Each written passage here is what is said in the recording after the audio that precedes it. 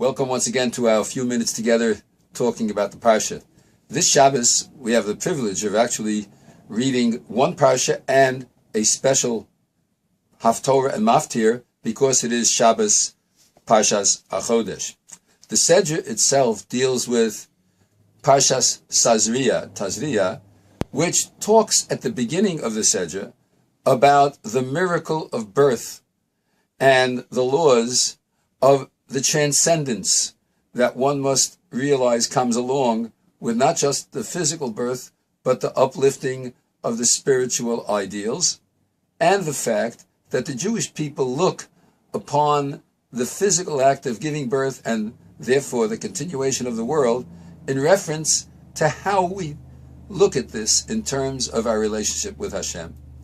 Parshas HaChodesh, in fact, really parallels that same idea.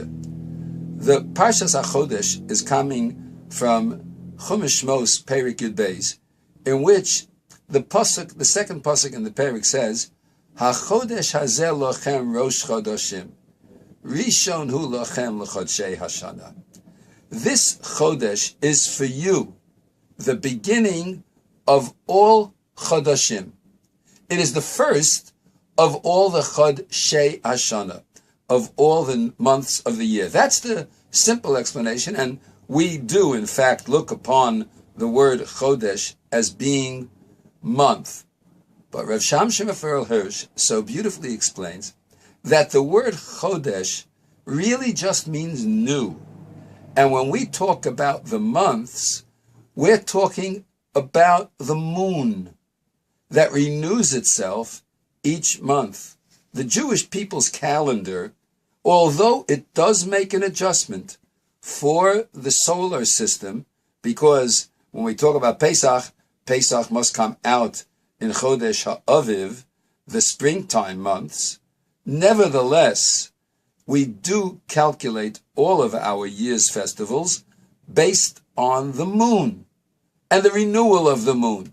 And in Mitzrayim, in Egypt, the place that had enslaved the Jewish people, and that was the worst that man was able to conjure up till that point following the flood, the enslavement of man, the destruction of individual sensibilities, the taking away of individual freedoms.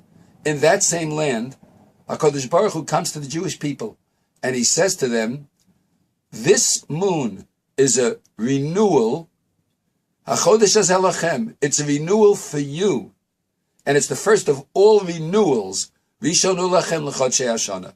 Because every time you look at the moon, you are to think to yourself that I am capable of renewing myself. Just as the moon renews itself each month when seeming to fade away, comes back, and once again shines, so the Jewish people can once again shine. And what is it that the moon shines from? It doesn't have its own source of light. It's a reflection of the sun. And when the moon captures the reflection of the sun, it ever greater waxes until it reaches the high point of the month on the middle of the month. And notice that both Pesach and Sukkos, which are festivals reminding ourselves of the freedom of the Jewish people, both of them are exactly in the middle of the month when the moon is at its highest reflection of HaKadosh Baruch Hu. The freedom of the Jewish people takes place when the moon captures the reflection of the sun.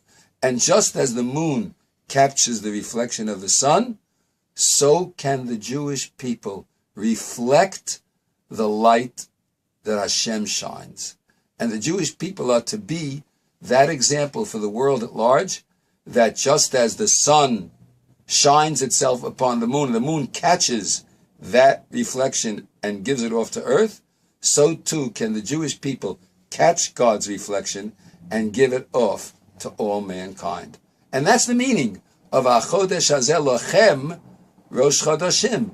This renewal is the beginning of you for all renewals.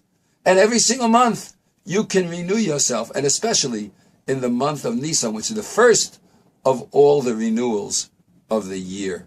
That's Parshas HaChodesh, and that's Parshas Tazria, the birth of a child, the renewal.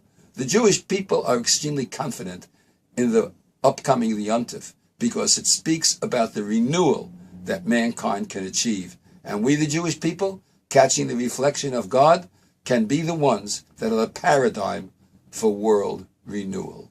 Have a wonderful Shabbos.